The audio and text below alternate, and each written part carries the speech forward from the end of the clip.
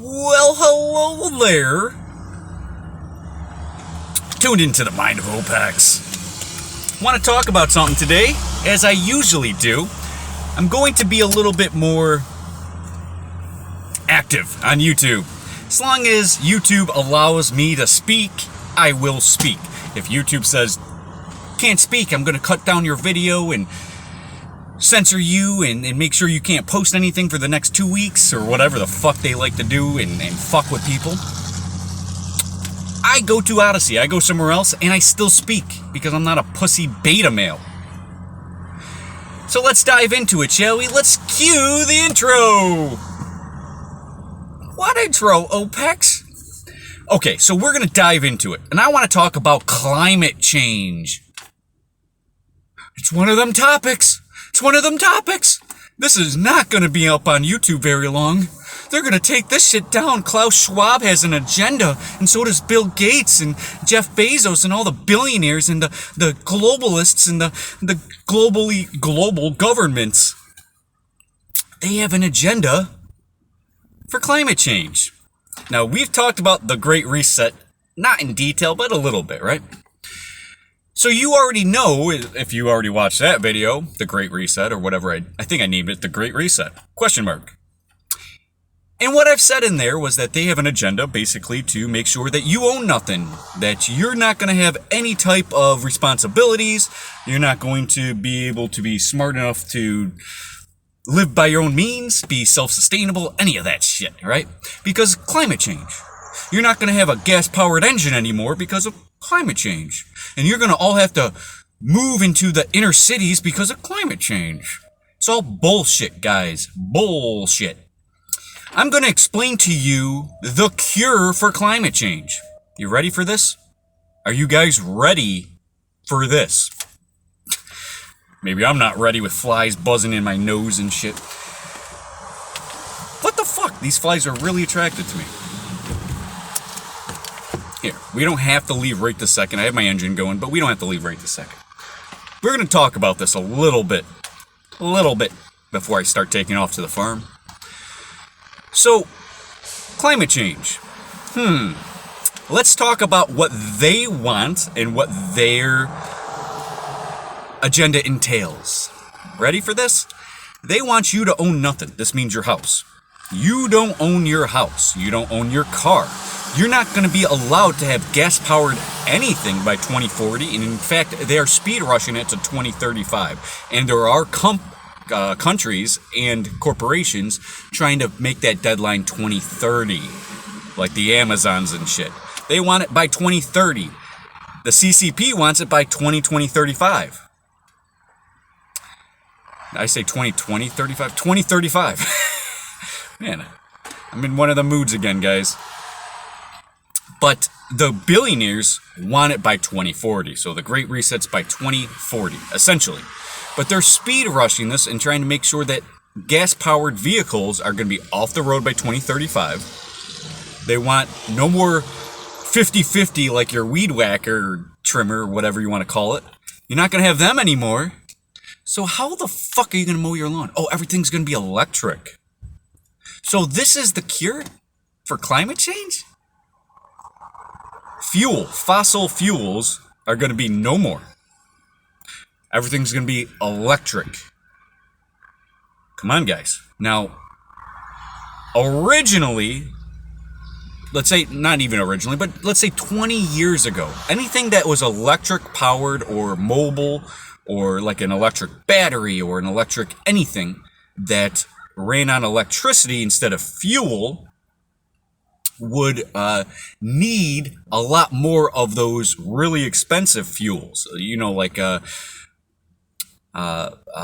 lithium, you know, like those lithium ion batteries, right? Like for your cell phone. Let's go there. To make that battery really affects climate, or at least the emissions from carbon, CO2. Carbon in general.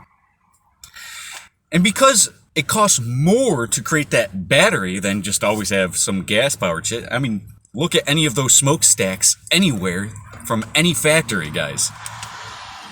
Those should be the problems, not me and you trying to cut our lawn. Now, I could have went a million different ways right there, but I'm going to stop myself. They want you to not be able to have your own vehicle and to partner with people and to carpool and to take the bus. So they're going to have an electric bus by 2035 that's your only way of getting around. And they're going to have autonomous vehicles like taxis and Ubers where they're driverless, and you're going to be sitting in the back putting in your chip or your credit card or whatever it is to drive you around from now on. Now, I kind of like that idea, not because of climate change, because that itself would restrict our fuels, restrict our resources, or at least our consumption of resources in order to create more vehicles and more vehicles in this mindless consumerist mentality that we are all succumbed to these days, or cursed with these days. Mindless consumerism. So this will help the mindless consumerism. Okay, I get that.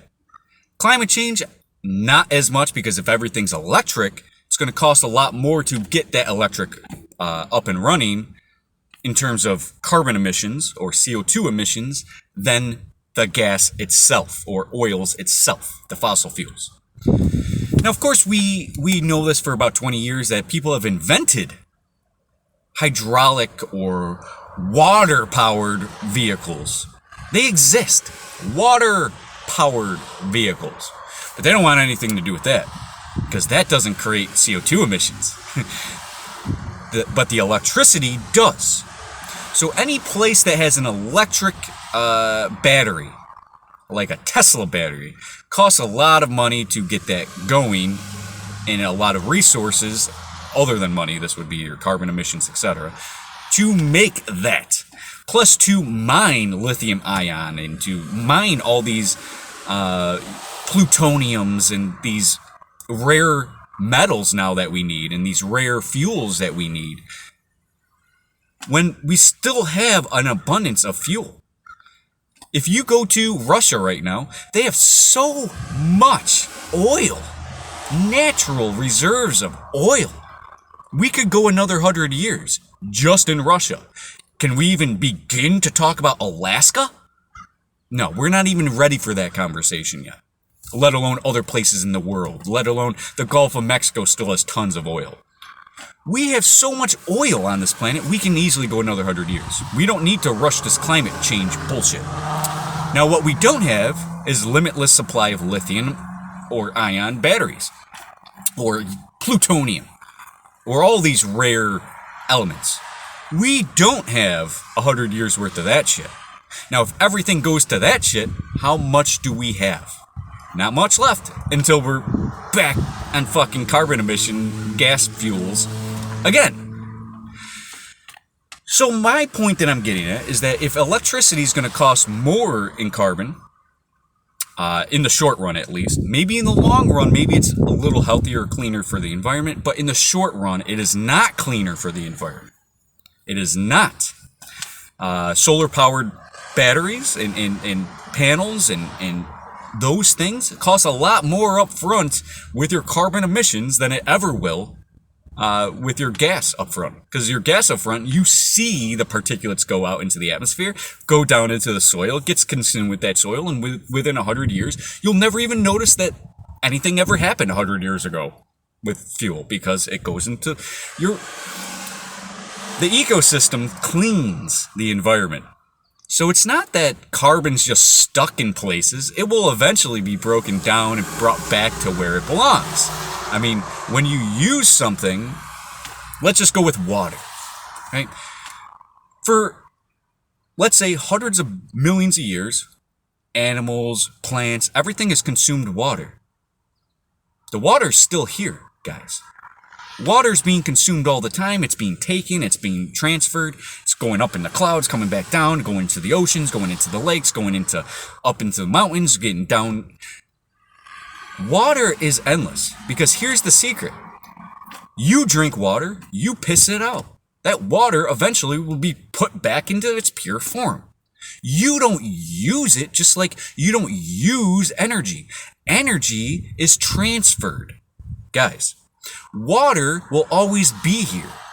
Same thing with that fuel. Just because you use that fuel, it's still in our atmosphere. It's still on this planet. It didn't go to Mars. It didn't leave our solar system. In 100 years, plants, like all different types of plants, will break down that material. Wind erosion and water erosion will take it off the rocks and put it into the soils and put it right where it belongs again. Now, is this affecting the reserves using fuel like this? Yes. It's affecting the reserves and where it's located. But just like water, it's going to always be here. It's not going anywhere. It's not like you use it and it disappears, just like energy. Energy never dies. It is only transferred. So like if you die, worms, microbacteria, all of that is going to consume that energy. Now they have that energy. It didn't disappear. Just like when you're eating your meal, your chicken dinner, you're eating that energy, right? Now, when you eat that energy, did that energy from the chicken disappear? No, now you have it. And then when you shit that out, you're going to be giving it to the microorganisms and the worms and the fly larvae, and it's endless. It's a system that just keeps working for itself, and it will never fuck up because nature is perfect. It's perfect. It's harmonious. It's perfect for our greatest amount of health on our planet, whether it's us specifically or if it's just the welfare of the planet or the longevity of the planet. Doesn't matter. Water's going to be here just like that fuel's going to stay here. It's going to be redistributed in its form, but that fuel itself will be broken down and put back into those reservoirs. Maybe not in 100 years, but in 100 years it could be usable again, right? The point is that I'm getting at is that it just doesn't disappear. Now, when we're talking about electric cars and shit like that, and that you're not going to own anything and you're not going to... Do you have to go through all of that with what I just told you? When you know for a fact what I just told you is 100% fact? It's not a subject mind coming up with this. It is literally objective reality. Energy never dies. Water just doesn't disappear. It changes forms and it changes location. Same thing with your fuel, guys. Same thing with your fuel. It's not like the second your gas, it ran through a motor and was exhausted.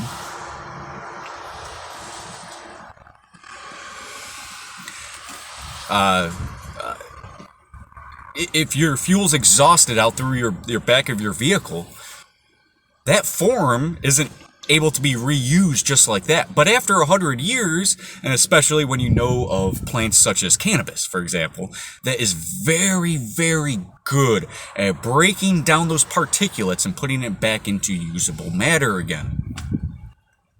There's plants out there everywhere, weeds that are like that, everywhere, that will break down these particulates and put it back into a form that we can use again. See, that form itself doesn't disappear, guys. Just because you saw it come out in smoke doesn't mean it disappears. It is somewhere now. When you smoke let's say you smoke a pipe of marijuana, cannabis. That cannabis in the pipe isn't there anymore. It turns into ash. But it goes into your lungs, it goes into your throat, it goes into your mouth. And then that stuff is now in your lungs. You understand? It just doesn't disappear. It is transferred. And that now is my lungs, and it'll lead to leaky lungs and it'll drip into your gut through the cell walls and stuff. I'm essentially, I don't want to say physical therapist or caregiver or anything like that. I'm essentially a doctor. So like a holistic doctor, so I know exactly what doctors know, whether they're medical doctors or holistic doctors. So I know for a fact that doesn't just disappear. It goes somewhere. Same thing with your fuel, guys. It goes somewhere. It exists still. It doesn't disappear. Now, the form itself that it took disappeared and has to be put back naturally through the environment, through erosion and water and wind and microbacteria and microorganisms, and especially bacteria and microorganisms who can withstand those oils and those particulates, which are more deadly to us and other life forms. But bacteria can mutate and survive those environments and be able to break down that material. And yes, they do exist outside of a lab. They exist. They do it all the time in nature. They've been doing it for thousands of years. Millions. Probably billions. But as you guys probably understand, millions of years, they've been doing that. And it's a vital part of our ecosystem. Now, we're 15 minutes into this, and I'm already showing you, like, their way is kind of stupid, and it's going to restrict our rights, our freedoms, our happiness, our longevity. We're all going to be cooped up with masks in the back of a driverless taxi and pretending to feel safe during a snowstorm. Like, do you see how terrible of an idea that is to us, and how great of an idea the Great Reset is for them? That they can own everything and you own nothing. Do you understand? Now, we understand how terrible their idea is. Let's talk about a different idea if we're really trying to combat climate change. You ready for Opex's take on how to fix climate change? You ready for this, guys? Are you really ready? Here it is. You want to fix climate change? We got to reconstruct society. See that truck right there behind me? Those can still exist. And we can fight climate change, because that has less to do. That truck back there, that working truck, Class B, probably hauling stone from construction site to construction site, that Class B vehicle, that diesel fuel vehicle, is terrible on the environment. Not really. Again, after about 100 years or so, it will be broken down. Obviously, it's not refilling the reservoir where it came from. It's obviously in the particulates in the air, which don't stay in the air. It comes down, just like that water, when it evaporates into the clouds, it comes back down. And there's weight to the densities of these elements. But the point I'm getting at is that it comes back down. Plants, microorganisms, things will fix it. So that's not the problem. What is the problem? Everyone having a vehicle. Mindless consumerism. Factories building shit after shit we don't need. That's the problem. Opex, you have a problem with the free market? No. I do not have a problem with the free market. You go make your money as long as you don't harm anyone in the process. But we are harming people in the process every single day through these factories. See, our food that comes from the factories, let's say a cattle farm. Now, you and I both know the harm it's doing to the environment. If you go to one of these factory farms, cattle farms, like in the middle of Kansas or Texas, where you smell that shit 20 miles away because these cattle are shoulder to shoulder with each other, right? Creating all types of problems on the environment, the direct impact on its environment around it, let alone for miles.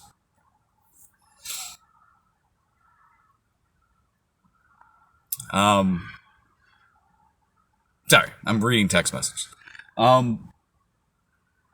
For miles, you're smelling the smells that are in the air. They're in terrible environments. They're full of antibiotics. They're full of chemicals. They're full of genetically modified grain that is not healthy for the plant, and they're soy-based and corn-based, and they're genetically modified. And of course, the food that is given to the cows is essentially shit, because they don't feed nutrients to the soil for the plants, for the cows to eat. And if the cow's totally full of antibiotics and all these chemicals, and they don't have nutrients for themselves, because obviously the starting base of the compost was shit, because you should know that they're not adding compost to the corn and shit. They haven't for 100 years, guys. Watch a documentary on it or something, if you don't trust me. But the point I'm getting at is that they don't add compost or nutrients to your cattle. Then the cattle are barely surviving, choking on its own feces, shoulder to shoulder with the cow next to it, full of flies biting it all day long and types of diseases. And it's pumped with antibiotics. It's pumped with vaccines. It's pumped with genetically modified grain. It has no nutrients. It's very weak. And then we're shipping that milk, the meat, to the local supermarket, increase that shelf life, getting Class A vehicles to ship it from distributor to distributor. The factory farm was harmful enough. Where they got the food for the factory farm's harmful enough. All the transportation of goods and all these extra jobs are great for the free market, but terrible for the environment. What am I getting at here? When we change the way we see things, the things we see begin to change. And we need to understand that the supermarket, the Walmart, the supermart type, or the Amazon even, where everything's being delivered and transferred, and you can buy anything from countries away, bananas, that's great in the free market. That's great in the free market. But you know what's even greater? Local. No need for long transportation of goods. If it's local, and you're getting your food from the farmer's market, getting your food locally from real farmers in your area that are treating their animals with respect because they're not looking to sell it 8 states away and make a profit. And they're taking care of their cows, and they're making sure that they are fed with real hay and real composted material and real scraps from their own table. They're feeding their cows those things. Real food, and those cows are happy and healthy, and they're not in a stressed environment. They're not choking on their own feces. And what happens to those cows? The meat becomes way, way, way more nutritious. Have you ever heard of marbled meats? Marbled meats do not exist from factory farms. It is literally an impossibility for marbled meats. Marbled meats happen when there's a fat layer in the meat, meaning there's no stress on the animal. It was fed proper nutrition its whole life before it was slaughtered. And when it was slaughtered, it was taken out reasonably, and not just thrown upside down, slit its throat, and it's just fucking panicking, and its whole life was panic because it never got the nutrition it needed. The water's shitty because they're all just regurgitating, puking, and there's flies in the water, and there's mosquito larvae in the water. The point is that I'm getting at is that they're not being taken care of. When you have animals side by side, shitting everywhere, how can that be desirable? When you put that on your plate, how does that affect your health? How does this affect the environment? Climate change. How does it affect climate change? You need 15,000 trucks. You need supermarkets up and, full of electricity and full of workers. And there's so much that has to be done in order to ship that across the country, to make sure that factory still runs, to make sure it's profitable, etc. Now, if you had local, you can skip the whole transfer thing. You don't have to pay a truck driver $2,000 a week to ship it. You don't have to pay for all that fuel, which is another $2,000 a week in fuel. You don't have to pay all this shit and create all this disasters in the environment if it was local. Imagine if we went back 200 years, let's say 300, to agriculture. This is before the Industrial Revolution. This is before everything else. We could say 200 years ago, but I'm going to say 300. If we all just went back into agriculture, at least 80% of us went back into agriculture. Or agriculture / farming, like meats and stuff like that, and it's all local. You're going to not need all them jobs. You're not going to need all them vehicles. And the reason why we all need vehicles these days is a disaster in itself. Not everyone needs a vehicle. Here I am, idling my truck while I'm making a 25-minute video. Which should tell me, if you're making a video on climate change, you might as well be a saint when it comes to climate change. Anyways, do I believe in climate change? Yes. Do I believe that how we're headed now, without any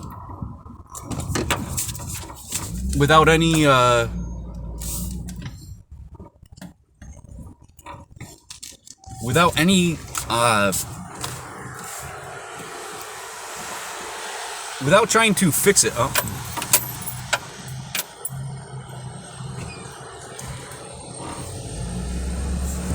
Without trying to fix climate change, and things would just be going on the same direction that they're going now without Klaus Schwab and the Great Reset and the Bill Gates and all that shit. Get that out of the mind and say that on the trajectory path that we're going on, where everyone has a vehicle, everyone's releasing toxins into the air, everyone's buying garbage from the local supermarket, literally mindless consumerism, because we're buying shit we don't need, which is affecting a lot. We shouldn't all have vehicles like this. In fact, you should be striving to not have a vehicle, or at least not need to use that vehicle every day. People go, I feel like going for a drive. I feel like, and in California, they're trying to stop that pretty much. They're trying to make sure that everyone, and same thing with New York City, they want everyone to take Ubers and cabs and shit like that, which is fine, but it's not the fix. It doesn't fix the problem. What fixes the problem is what I said. We need to go back to agriculture.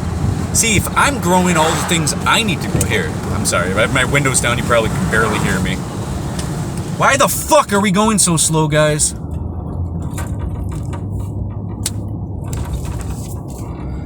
We're going 33 and a 50.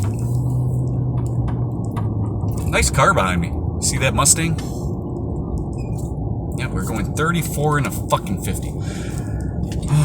Alright, anyways. Let's just let's say this real quick, because we're 27 minutes into this. Let's say this real quick. Get it out of the way. The number one reason for climate change is the sun. It's the sun. The sun is the main reason for temperature fluctuation, for climate change. It has much less to do with carbon, much less. See, your carbon emissions result in about 4-5% of climate change. And if the billionaires and the factories and these plants and these diesel jobs and everyone has a vehicle, if that, and cows, that is 4 to 5% of all climate, where does the rest of it come from? I'll tell you. Weather modification, which they've been using since the 70s, legally.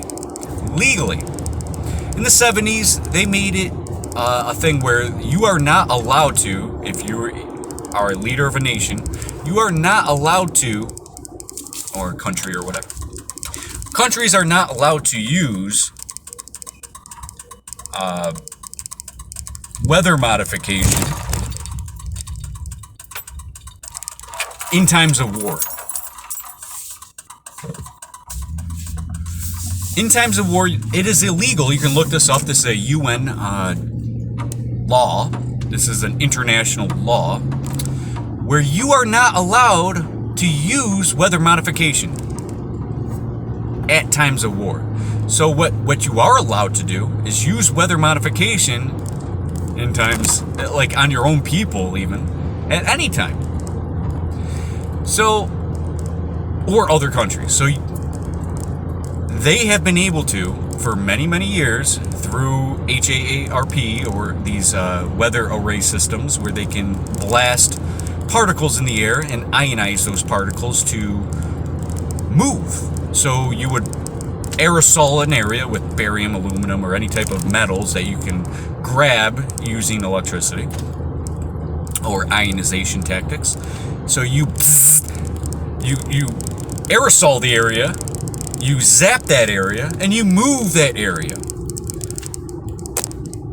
which creates weather change. You can make some areas wetter than others. You can produce rain. You can change the pressure systems of the area. And you can create hurricanes. You can create different types of weathers. weather changes. You can change the climate of an area. You can make sure that Arizona gets water. You can make sure that Arizona doesn't get water. You can do these things legally since the 70s. And they've been doing it, I don't know since when, but we all know that they've been throwing aerosol into the air, ionizing it for a very long time, at least since the 50s, and practicing with this. And there's, of course, tons of theories out there that suggest even older than that, you know, like from the Nazi days, even to World War I days, that they were manipulating weather, or at least trying to, and they can manipulate it to some extent. But it wasn't until the 70s that every government of the world agreed, we got to stop doing this to each other in times of war, because this is shitty to do to someone in times of war. But guess what? We've never altered or amended that law at all. We have never changed that law, so that law still exists to this day. 50 years later, it still exists, saying that you can't use weather modification in times of war, but you can totally do it if you're not at war. If you have not declared war, you can do it legally, and you can do it to other countries. So if you don't like Syria because you aren't technically in war with them or something, right? You can manipulate their weather. You can create famine in that area for 10 years, bullying them into submission. Before you, because if you declared war with them, you would just annihilate them if you're the United States into Syria. Like, the armies aren't even close. Not technology-wise, you know, like, we have fucking satellites in the sky that can zap down at any moment. Now, their other cure for climate change was to reflect particles, like the sun ionization of the photons, or ionization, the photons that come to Earth through these light particles, which photons, and they want to reflect it. So they're throwing things into the atmosphere, particulates, water or molecules, to reflect. Look up Opex. This is one of Bill Gates funded companies, I think out of Sweden or Switzerland. I think one of those.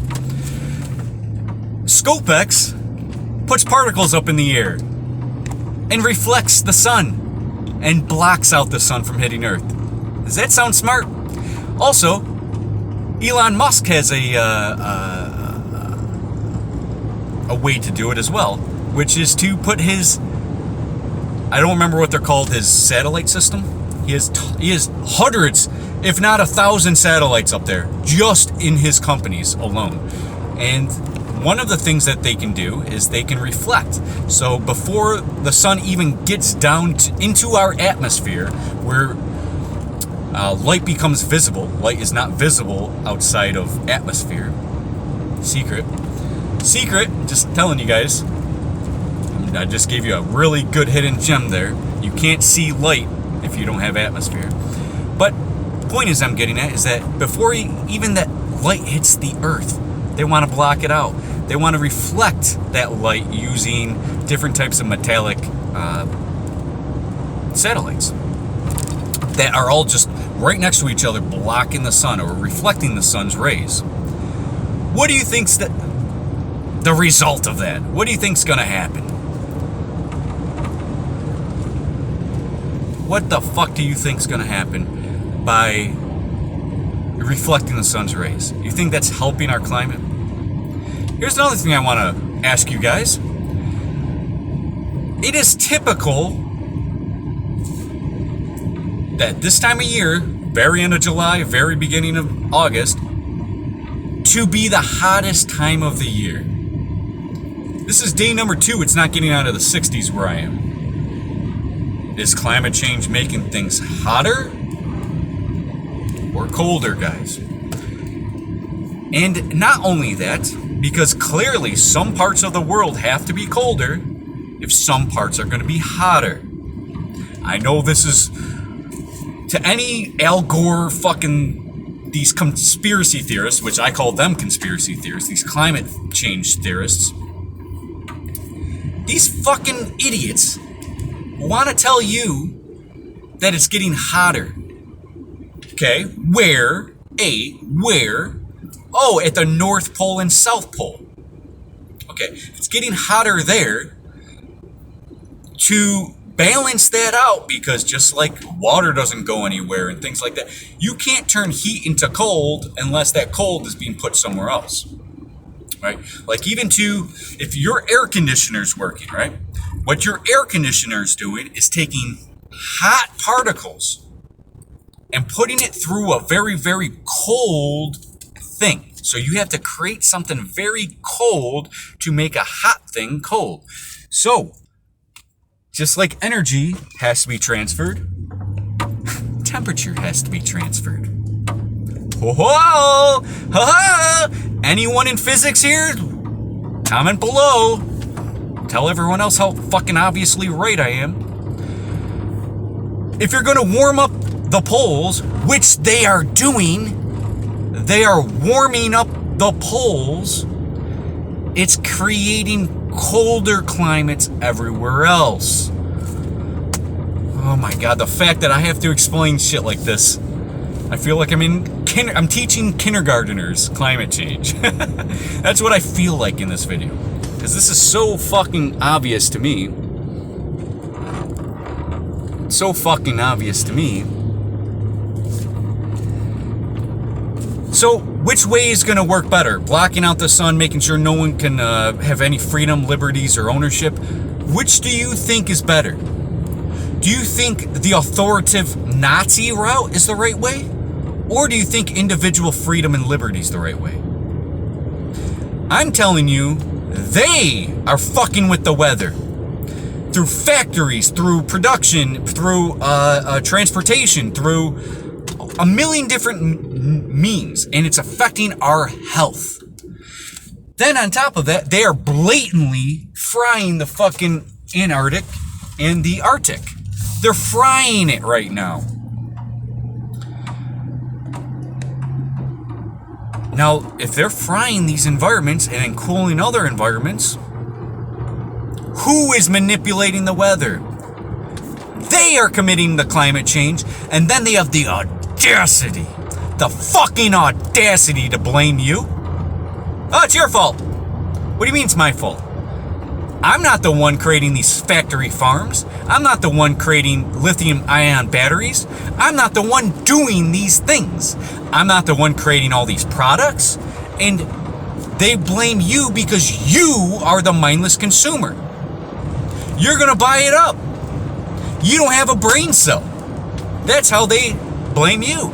Because you're too dumb enough to blame them. You're too dumb enough to be responsible for your life and to blame them. And to put the ownership of the problem on the owners of the problem. They have a full monopoly on the problem. A full monopoly on the problem. They create the weather change. They're the ones creating these particulates in the atmosphere. And then they have these arrays to blast, ionize, and transport particles in the sky to different areas. They've been doing it for years. They've been doing it for decades. Guys, they've been doing it forever. And then they have the audacity to blame you and that you need to change things. Come on, guys. Everything that is wrong in the planet is trickled down. It's from them. They blame you. You lose your rights and your freedoms, your ownership, your well-being, your happiness, your health. And you're going to believe that shit? Climate change is real. I believe in climate change. They have the documents. They have people with jobs that are affecting climates over the whole world. They're putting satellites in the sky and they're trying to block out the sun. They're blasting the Arctic and Antarctic with heat. They are putting, in the wintertime, they've been doing this for a long time. There's evidence of this in the 70s during the polar vortex, that they would take from the polar regions, that polar vortex, that really fast spinning, coldest part of the planet, they ionized it and then they zapped it and brought it down to around the 45 degree mark, which is like between the equator and the pole. What's that called? I don't remember what that's called. Like where New York is, for example. New York's on that, in between the pole and in between the equator. So they put polar storms and see how it affected New York, for example. Or Wisconsin. Or the UK. And they wanted to see how moving this polar area would affect the regions. Where they made sure that in the North Pole, where they grabbed it from, became a lot warmer, because when you take all that cold air and put it somewhere else, that region you took it from warms up. And then the regions that are now taking all that cold air are getting colder. It's not fucking rocket science, guys. It really isn't. But you have all these problems because of them, that they're doing these things. Now imagine if we were all in agriculture. I had my own farm, which I'm going to my farm right now. I have my own chickens. I have my own garden. I have literally 0% impact on the environment, except for obviously my truck, which is very minuscule, and it will fix itself in 100 years. Or so. You could say 50 years. You could say 150 years. I'll just say 100 years. Alright. So, before we finish this video, let's talk about something. Come on.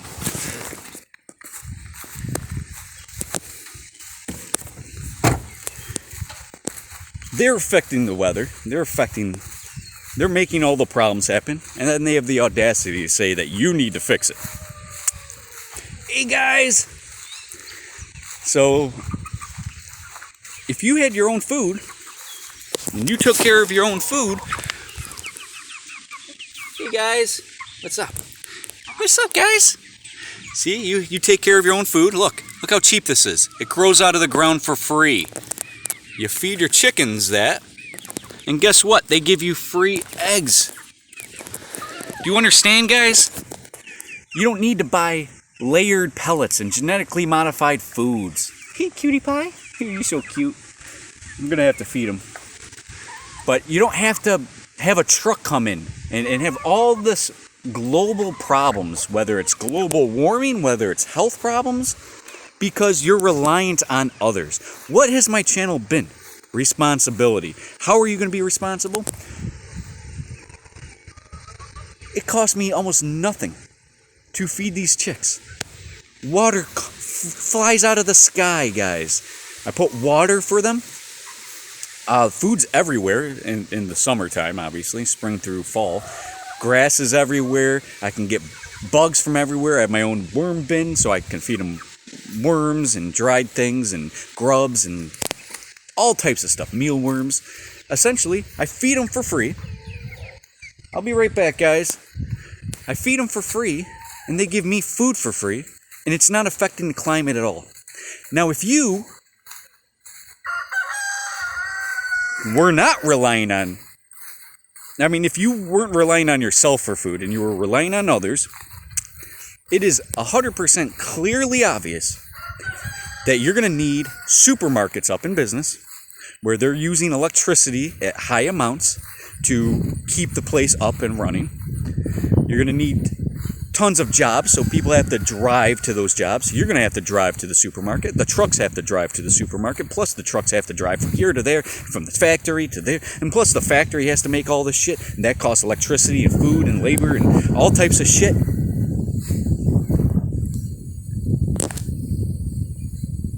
Tomatoes. Guys, tomatoes. Right on my property. It's my trailer. Look, guys, it's not hooked up to any electricity. What kind of climate change am I producing? Or am I the climate fucking guru who's making the changes, who's doing the thing? Look at all that basil. basil, tomatoes, broccoli, watermelon, cucumbers, parsley. That's my worst plant right there because it was overwatered.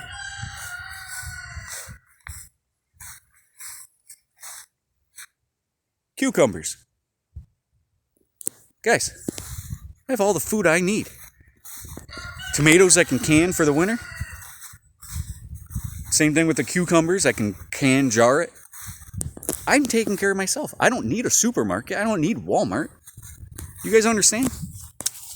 Self-sustainability and agriculture, proper agriculture with compost. Like, watch my video.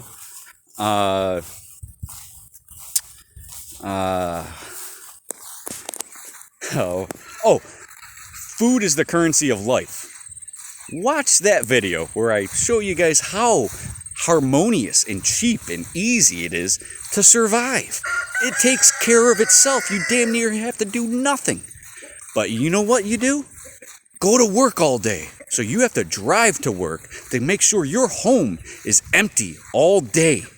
So you can go to work and pay for that home that it has electricity running. Then you got electricity and battery from the vehicle plus the gas powered. And you have to drive to work. Then you have to drive home 5+ days a week. And then you're going into a place that has to keep energy running, like RG&E. Say you work at Walmart. Trucks are coming in and out, products that people don't need, all day, every day. Guys, that's not a way to live. Being reliant on them, and they're going to take away all your rights. They're going to take away your ownership of property. They're going to tell you what you can eat and what you can't eat. Guys, what you can drive, what you can't drive. No, now you can't have a gas-powered vehicle by 2035, so start switching to electric today. Fuck you. How about that? How about that? How about fuck you, Klaus Schwab? Fuck you, Bill Gates. Fuck you. Jeez, how the hell did a spider get on my arm? Anyways, you guys get what I'm getting at. It's 50 minutes into this, and these chicks are really, really wanting to play and do stuff.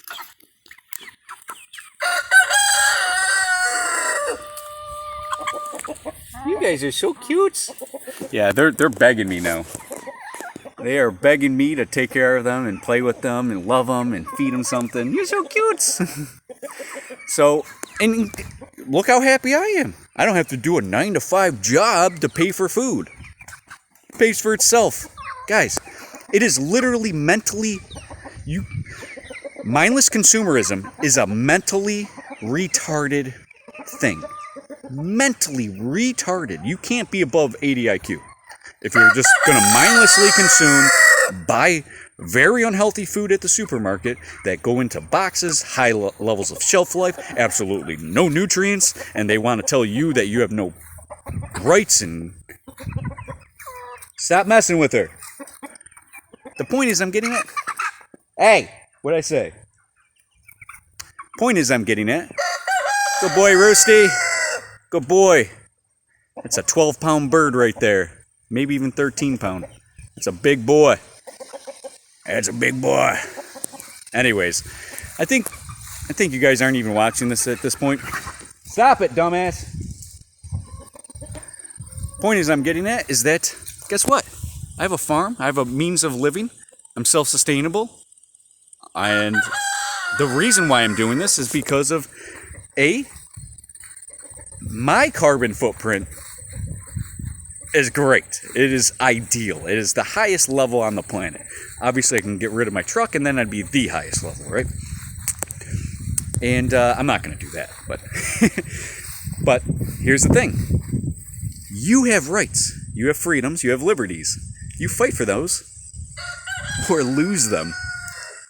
Choice is up to you. Do you want Bill Gates and Klaus Schwab to rule the world and depopulate the world and to make sure that you have no rights, no liberties, no freedoms? You're just a fucking slave. You're a mindless consumer slave. They tell you to sit, you sit like a little bitch. Is that who you want to be? A little bitch. Go into Walmart for your food and just being more and more unhealthy and sick and docile and stupid. That's you?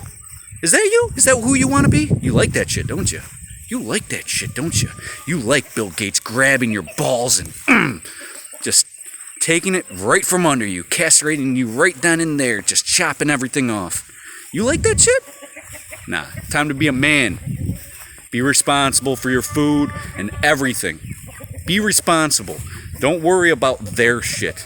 If they're worried about climate change, understand it's because they are creating climate change. Period. I'm not creating the factory farms. I'm not putting particulates in the air and ionizing the area and changing the climate. I'm not doing that shit. You know what I'm doing? I'm feeding my chickens. I'm being of value into my community. Yeah, they're actually really rowdy right now. Because they're usually, when they first see me, they see food in my hand. And me trying to give them food. You're so cute. But anyways, guys, that's enough for this video. Plenty more content coming. See you guys.